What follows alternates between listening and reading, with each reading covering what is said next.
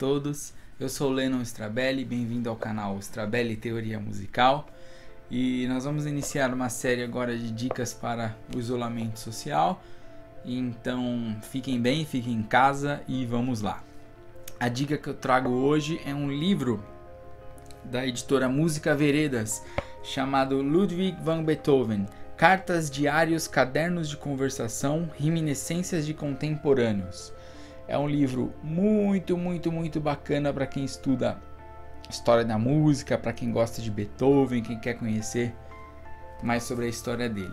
Bom, do que se trata? Basicamente é uma coleção de textos, de cartas e de cadernos de conversação do Beethoven. Então, como vocês bem sabem, ele ficou surdo durante a sua vida. No final de sua vida foi se agravando, e ele conversava com as pessoas por cadernos de conversação. Então, a pessoa que ficou responsável, que cuidava do Beethoven, enfim, né, que estava sempre junto com ele, que era o Schiller, ele ficou responsável por administrar esses cadernos de conversação. Então, tem várias lendas que dizem que ele mexeu em algumas coisas da história, apagou outras, etc., para acobertar algumas atitudes do seu mestre.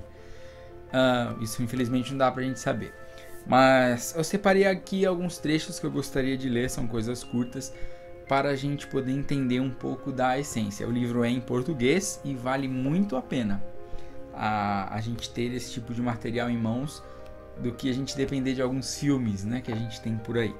Bom, então aqui nós temos todo tipo de material escrito deixado por Beethoven. Então nós temos as cartas, tem o testamento famoso, tem a carta à amada imortal, né? Que eu vou ler aqui para vocês, um pedacinho. E temos os cadernos de conversação, onde, claro, nós só temos a escrita de quem estava perguntando para o Beethoven. Então nós vamos começar aqui com o testamento que ficou famoso, né? De 1802. Que ficou conhecido como o Testamento de Heiligenstadt, de 6 de outubro de 1802. Foi uma carta escrita para os seus irmãos, né? Na verdade, ele direciona só ao Karl, e o Johann fica ali entre parênteses, né? E é muito interessante que ele fala das condições dele. Nascido com um temperamento impetuoso e impulsivo, sensível até às distrações da vida social, não obstante, fui compelido a me isolar bem cedo, a passar a existência na solidão. Conquanto por vezes desejasse sobrepor-me a tudo isso, quão severamente fui rechaçado pela experiência dolorosa de minha audição deficiente.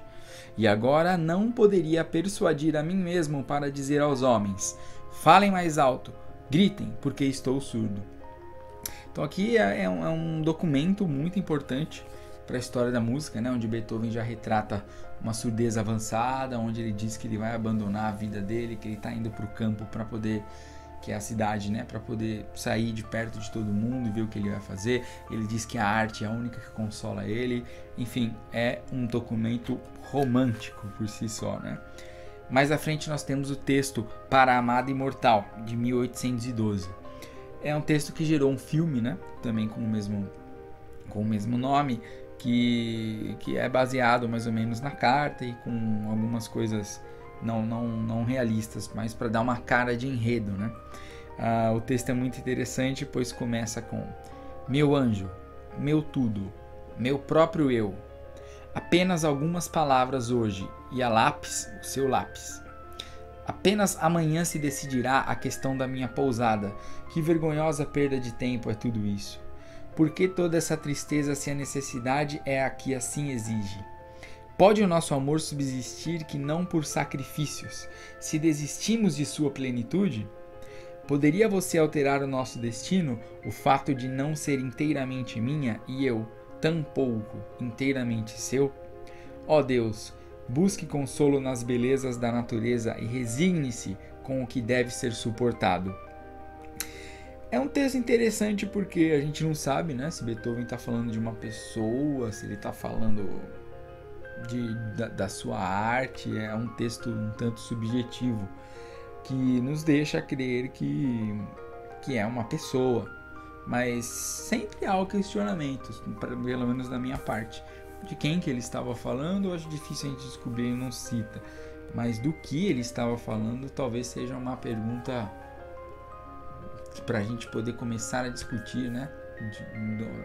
Onde ele quis chegar com esse tipo de texto. Muito interessante. E por fim, já no final da vida, o livro segue uma ordem cronológica. Já para o final da vida, eu peguei um trecho de um caderno de conversação, onde aqui diz que é uma conversa com Gerhard von Breuning, de 1827, que é o ano de falecimento do Beethoven, né? Ele dá uma breve introdução do que se tratava e etc. E o Breuning pergunta para ele: como está se sentindo? Eu não tuço, exceto quando subo as escadas correndo. A sua barriga diminuiu? Você deveria transpirar mais, todo o tempo. Quem realmente tomou nota disto?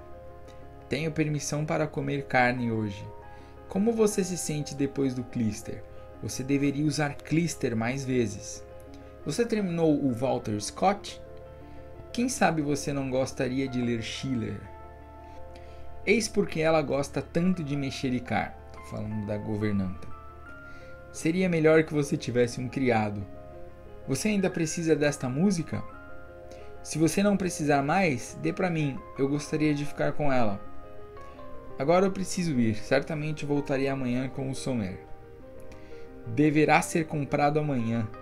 Deve custar uma fortuna. Enfim, eles vão conversando. Aqui nós só temos a fala, claro, né? Do Breuning. E são coisas que eles vão perguntando um pro outro, em um tom de conversa mesmo, né? Bem informal. Esses são os textos dos últimos dias de vida, já de Beethoven.